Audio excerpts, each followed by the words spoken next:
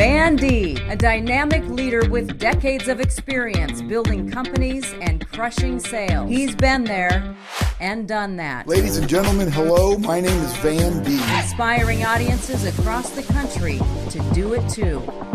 Here's Van. Well, hello, everybody, and welcome to the Van Deeb Podcast. But before we get started with my super guest today, Kelly Koepsell, I want to make sure that you subscribe to this podcast. You know, this is a business podcast, but we talk about how to live a better life, getting involved in our community, which is what we're going to talk about today with the man. But what we want to try to do is to try to help people not only do great at their careers and their business, but also live a fulfilled personal life. It all plays a role in having a successful business life.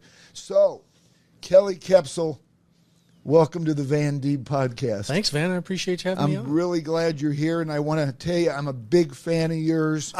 I just am, because you're doing so many great things for the community. And you and I talk about this, that it's real important that when you're in any type of business, when you're in, I don't care, sales, service, whatever you're doing, you also want to play a role in the community. Exactly. And you're the chapter director of First Responders. Right. And I think I got a frog in my throat. Did you bring me a frog today? I did. I knew you brought me a present. But if it wasn't for the first responders, we wouldn't be in business, because we wouldn't be safe to walk out our front door. Exactly. So first responders and business go hand in hand. They do. Okay, now I'm going to let you say one word, then I'm going to talk the rest of the time. Okay, that works. That's 3 words. No, I'm kidding. Anyway, tell us about what's going on. We got some big programs. Tell us about what's going on. Okay, so I work for the First Responders Foundation, which was started relatively soon after 9/11 by some very philanthropic, forward-thinking individuals in Omaha. We exist to support first responders, veterans, and their families. First responders and veterans do a fantastic job. They've done a fantastic job. Thank you for doing that. Thank you from my whole audience. You're welcome. I'm a disabled veteran myself, so this is really near and dear to my heart. Thank you for your service, Kelly. Thank you very much. Yeah. We'll talk about that some on podcast number 3. I'll take you to lunch to show you my appreciation. All right. So what we do is we support first responders through morale programs, other programs that help with physical resiliency, mental health. We even have a service dog training program that helps veterans. Basically any innovative thing that we can think of that will keep a first responder serving on the line to take care of their community. That's what we want to do. Now, how do you fund this? Is this a government-sanctioned program, or no? So this is not funded by our government. Not at all. It should be. It should. Anything involved with helping veterans and first responders should be a responsibility of the United States, not just of us individuals. Yeah, and that's going to be subject to podcast number 4. Okay. But yes, you're absolutely right. We get this funded through donations, through grants, and through sponsorships. We don't take any government money, obviously. We want to ensure that the first responders stay serving, so we go remind people that first responders provide safety and security in our communities, and the community normally reaches out to us and says, we want that.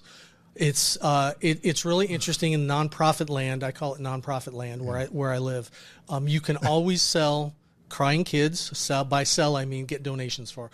Crying kids, you can always get donations for. Cats and puppies, you can always get donations for. And first responders saving people, you can normally always get donations for. So it's something that people don't think about every day, but when we remind them, they're like, oh yeah, I didn't think of that. We want that. Yeah. Here's my money. And you know, some of the things, because we do business together, you and I do, and we're on the same team at a Prime Home Realty in Omaha, Nebraska. Yeah. And this is a worldwide podcast, and that's why I really was excited to have you on, because I think that we're going to give people ideas of how they can get involved in their community. But you know, one of the things that we preach about, Kelly, is getting involved in the community as a business person, service, sales, whatever you're in, who doesn't want to be known as ABC Company sponsoring the first responders event in their community? I think that you can't get any better. So when a first responders organization, and those of you in the Omaha, Nebraska area, when Kelly calls you, get your checkbook out. But thanks, man. Yeah, but it just goes hand in hand. Like for Prime Home Realty, how great does that make us look? You know, this first responders event is sponsored by Prime Home Realty. I mean, we all have that ability. And I think that, you know, we come from a part of the country, Omaha, Nebraska, for a lot of you that don't know, we are ranked in the top 5 nationally for philanthropic community per capita, which means just about everybody in our wonderful community, we got about 1 million people in a 5-county MSA, and just about everybody's involved in something, raising money for a charity, being a lead sponsor in a first responders event. But man, people come out of the woodwork in our community to support people like Kelly and their missions. And I really encourage that. And that's really what I was hoping to get across today is in business, you have to have, you don't have to, but you should have a mission that you're sistering up with somebody to benefit them. Exactly. A lot of our companies have, a lot of our sponsors that are companies and businesses have employee giving programs, or they have charitable committees or something like that. And they basically help us out by saying, hey, we're going to have a golf tournament next week. Yeah. We want the proceeds to go to the First Responders Foundation. Yeah. Then we get the awesome opportunity to take our service dogs and some of our program information to the golf course, sit at a table, and just tell people about the great work we're doing for first responders and veterans. Yeah, and the service dogs, is that just a great piece for these veterans and for people that, I mean, I see these documentaries and it changes veterans' lives. It does. It does. I mean, I'm not a veteran, but I honor them. My family, it's my uncles, my dad, my family are veterans, and I'm a big fan of veterans and first responders.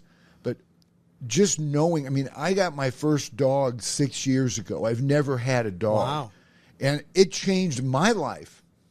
I can only imagine what it does for lonely people or people that are disabled or people that have been through traumatic experiences like war or being away from their families. I just can't help but think that it's got to be huge. It is. Our program is called Javelin, which stands for Jack Assisting Veterans Live Again. Jack was the original dog. Oh, cool. Our original founder and director of the program was a veteran, and his wife was also a veteran. She had some trauma experience, and she got a service dog, and he thought it was a bunch of hokum.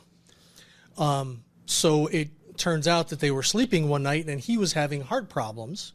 The dog tried to alert him, and he shooed the dog away. Then the dog went around the other side of the bed, alerted her.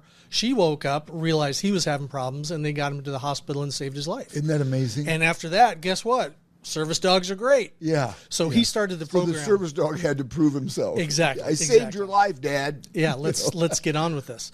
So he started the program to get this to as many veterans and retired first responders that need it.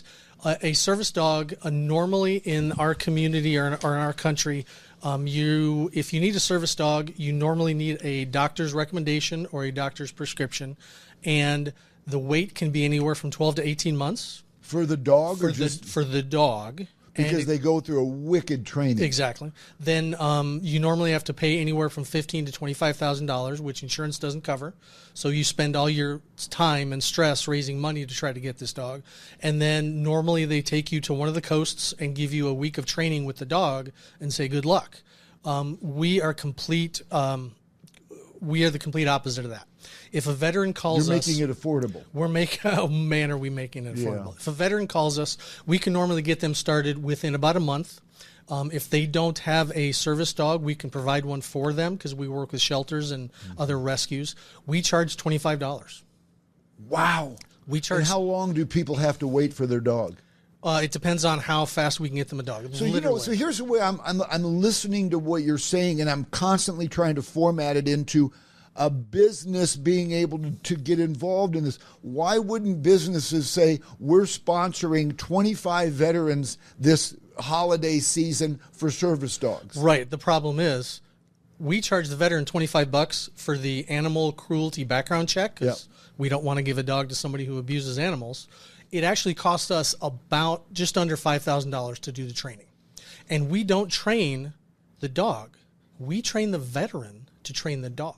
Wow. So if you have a mental problem, if you are at the end of your rope, if you have depression, if you are, thinking about suicide, we help you find a dog. The dog improves your quality of life. And then we give you a purpose in that we want you to train the dog to serve your needs. Now, these dogs are not just, they're not furry companions. They're not therapy dogs. These are service dogs. They are certified to take care of a disability need in the individual, whether it's high blood pressure or heart problems or anxiety. Exactly. Mental support, things like that. We actually trained a dog to find the nearest exit. Wow. So if a veteran has anxiety about being around people, that dog can grab the veteran and take him or her to the nearest exit to get them out of that situation. So people are watching this. How can they help? Is there a website? Do you want to give out your cell phone and tell people to call you after midnight? Exactly. No, I'm kidding. We exist. I wouldn't do that to you. We exist to help the veterans and first responders. We are at firstrespondersfoundation.org. firstrespondersfoundation.org. Exactly. And can they adopt, like can a business adopt you guys? We do have a sponsorship program. We have 2 corporate sponsors right now that have signed up and said, one said, we want to sponsor dogs. And we understand that's going to be about $5,000 to get the dog through training. And another corporate sponsor signed up to said, we want to provide the stuff, the service dog vests, the water bowls, the training leashes, the training treats. You wouldn't believe how many treats our dogs go through in training. So let me ask you about, I'm going to interrupt you because I'll forget with my ADD or whatever I'm calling it, ADHD. Yeah. High def, is that what it is? Yeah. I don't know. Anyway, I'm going to give you an example. My little Baxter, I buy him treats, and he looks at it, and he said, it ain't happening. So I, for one, and I know that I'm speaking to a lot of people out there that have these dog treats that aren't being used. How can we get all those and bring them somewhere? Or how would we do that? If our dogs lead them, we'll take them. Okay, and how do we know if they'll eat them? We got to give them to you. We got to give them to us to figure out. So is there like a drop-off, or can they find all this out on the website? They can't find it on the website. That's an innovative idea, Van, that you just came up with. I'm full of innovative ideas. Yeah, he's full of a lot of stuff, isn't he? And even Dylan, our wicked, awesome producer, will say, Van is full of ideas. Exactly. Give us a call, give us a contact, and let us know what you're thinking. We have a lot of innovative sponsors out there that have helped us out in the past. Yeah. That's an idea that maybe has legs in the Omaha area. I want to tell you, like, that's, God has blessed me with being I'm very good at marketing and being creative on how to do new business. But if I was doing something like this, I'd do a campaign and have volunteers going around to people's homes and picking up treats that their dogs won't eat. Yeah. And then take them and see. I mean, that's a huge expense, I would think, for a veteran. Hey, here's your dog. Now go feed it. Yeah. And if we could provide food for these, because I have no idea what a shelf life is for pet treats. I don't know any of that stuff. I don't know if they have expirations or not. But I just think that has, like you said, I think that opportunity has legs. And what kids would, maybe somebody's got some 12 or 14-year-olds that want to be entrepreneurs and want to start a little business of collecting treats for veterans. Yeah. Or maybe you and I can quit our full-time jobs and just do it. Works for me. There's enough people in Omaha. Do you have one of those bikes that has where I could ride a sidecar? I was thinking in the back. In the back? Okay, you're going to pull me around? That's it. Tell us some other good things you're doing, Kelly. So that's our Javelin program, our service dog program. And if anybody listening knows a veteran that needs help, please contact us. Because a lot of them aren't going to speak up. Exactly. They're too proud. We're dealing with a lot of type A personalities in veteran land and first responder land. Sometimes we get calls from the wife or the spouse or the mother or the father or the kids saying, can you please just have a conversation? And normally, by the time that happens, the conversation rolls around to the individual getting a dog or getting the help that they need. So that's what we're looking for. And just getting them the help that they exactly. I mean, they may not want a dog, but they need help. Exactly. And that kind of rolls into our second major program, which is mental and behavioral health for first responders. Because they need it. They see a lot. They do. This they is the experience problem. a lot of trauma. This is the problem that a lot of Americans don't understand is when I was serving in Iraq and trying to get over the stuff I went through, I had a 2-day trip, to the central processing location to get home. I had a couple evaluations.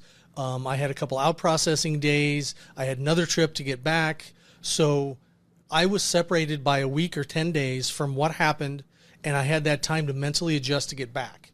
Most veterans will adjust well, and they have the capability to do that. A lot of veterans don't, and we serve veterans that need help as well.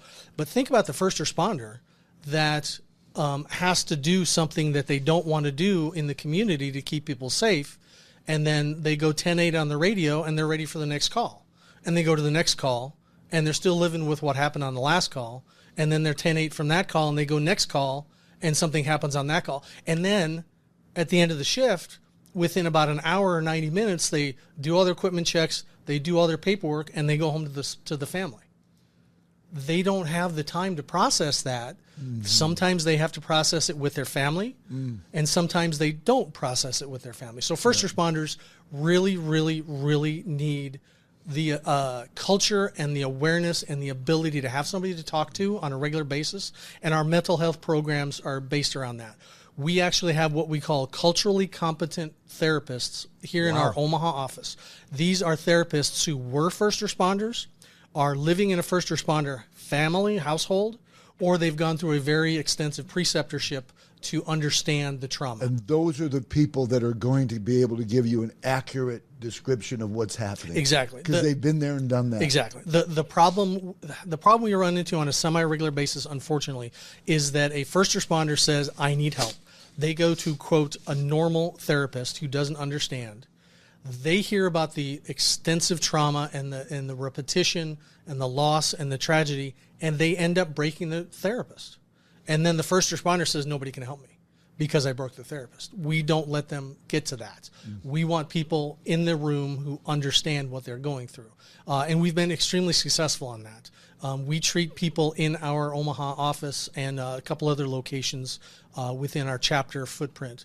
But the other thing that's even more important, because we'd love to be the fire department in this, but we want to be Smokey the Bear.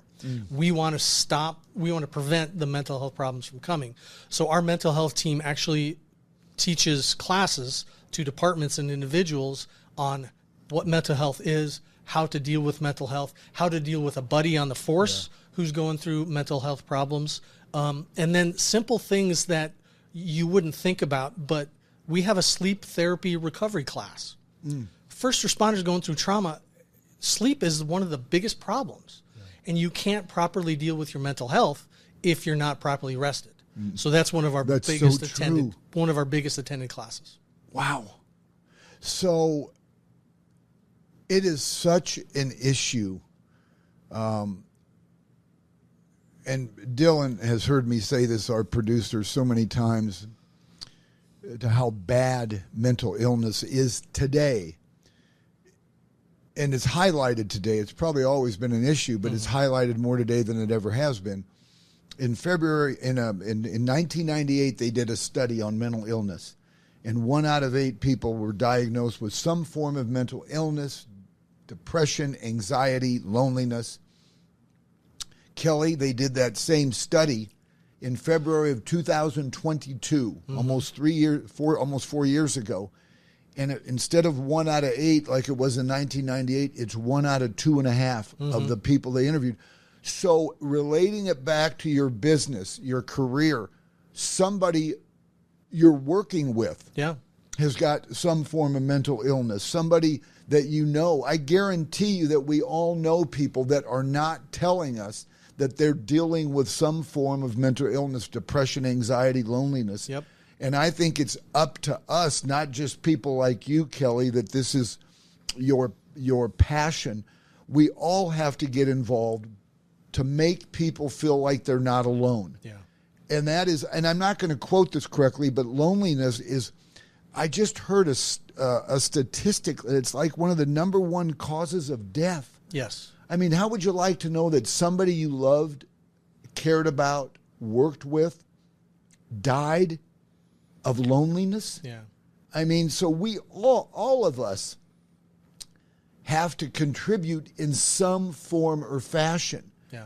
And there's no better place to start than with the first responders, because you guys are seeing it firsthand. We hear about it. Right. You touch, feel, and see it. Yep. So tell us that website again, because I really want people to engage with your organization. FirstRespondersFoundation.org. FirstRespondersFoundation.org. And make it where you may come up with something like I just said. We haven't even, I mean, we were just talking, you know, to create maybe something where your company is championing, I didn't say that word right, championing a program where you're going around and collecting leftover dog treats to give to veterans and their new dogs. I mean, we just talked about that in 2 seconds. Right. We can come up with a million things. Yes. And, well, tell us something. Is there anything else before we sign off from our podcast that you got going on you want people to know? How much time do we have? Seriously. Couple minutes. Okay. We also have Pack it up. We also have a jiu-jitsu program for first responders, and that allows them to, with minimum violence and minimum impact, to subdue the people that they need to subdue, and then everybody goes where they're supposed to go safely. One of the things that we are doing is we found that law enforcement would let us know, hey, I was at this domestic disturbance the other day, and this woman has a situation where she needs confidence and she needs the ability to defend herself. Do you have a program for that? And we said, yes, we do. So we made up the Women Empowered course, which is a jiu-jitsu light course, allows them to defend themselves and to gain confidence by doing that. And then we started getting women come through the course, and they'd said, you know, my kid's getting bullied at school. Do you have a program for that? So now we have a bully-proof program to help kids understand to get rid of this, you know, get out of the situation, defuse the situation, if not, find an adult and do the right thing, but still be able to defend themselves. Wow, these are all great programs. They are great programs, and we're just not doing this in Omaha. I was actually hired to kind of get this nationwide. So now we've gone from 3 chapters to just open our 10th chapter. We are from Randolph County, North Carolina, down to Lawton, Oklahoma, out to North Platte, and we're up to Sioux Falls, South Dakota. So we have a lot of people that want to help their first responders across the country, and they're doing it with our infrastructure and our philosophy. So somebody's listening, watching this video podcast, the Van Deeb Podcast in Arizona, and they say, I want to get involved. I'd like to help a chapter get started in my city. Are you the guy they call? Please call me. So get to that website, FirstRespondersFoundation.org. FirstRespondersFoundation.org, and Kelly will set you up. There's so many ways that we can benefit our first responders. And remember, we don't have businesses if we don't support the first responders, because they're keeping us safe. If we don't have them, someone can come in and steal from our companies. They can come in and shoot everybody. I mean, we need first responders in our businesses and in our lives. And so Kelly's organization here, it goes hand in hand with business. Support them. Any opportunity you get to support the first responders, as you listen to what Kelly's talking about, it benefits everybody, and it comes back to us. I mean, we're helping people with mental illness, veterans. Who doesn't want to help a veteran? They're the reason why we're here doing business. So, Kelly, I want to thank you for being on the Van Deeb Podcast. My pleasure. I've known you. You're just a stand-up guy in the world. The world is a better place because of you. Thank you very much. And I want to do everything I can to help promote what you're doing. So one last time, let's see if I can remember. FirstRespondersFoundation.org. Correct. How'd I do? Awesome. All right. Thanks, I remembered it. Thanks, Van. Kelly, thanks for being on. And thank you all for listening to the Van Deeb Podcast. I'm going to ask you to do me a favor today. Share this podcast with everybody, not just a couple people. Share this with everybody you know, and let's see it light up at the First Responders Foundation so people can get involved in their city to help veterans, help first responders, and just help people get better. So I'm challenging all of you to please share this video podcast, the Van Deeb Podcast, with everybody you know, and most of all, subscribe to this. Your time is valuable. For Kelly and I just want to say thank you for spending time with us today.